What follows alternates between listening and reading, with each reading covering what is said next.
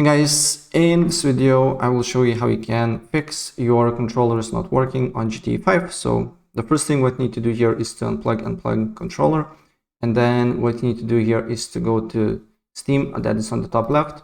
Then you need to go to settings, then you need to go to controller here and make sure that guide button focus Steam is selected here, and then depending on what controller you're using, I'm using PlayStation controller, so this option is selected for me. But if you're using Xbox controller, select this one, or if you're running a generic controller, just use this one.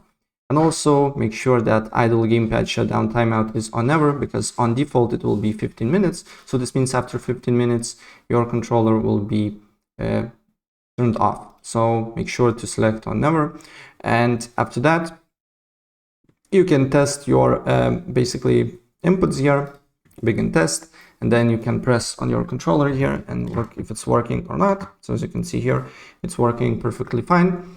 And then go to the game, go to properties, go to controller, and then make sure to use Steam, enable Steam input, and if it's not working, then use default settings. Then, and after that, I need to go to the game where I will show you what you need to do here next. And when you apply all these things that I showed you, your controller should work.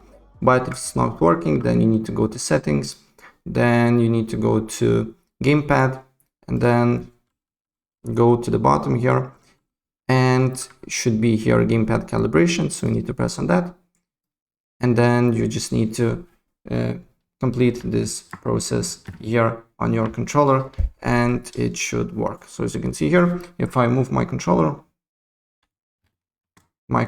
is basically working, right? So that's pretty much it, and if I help you out, please press like button and subscribe for more. Take care, bye.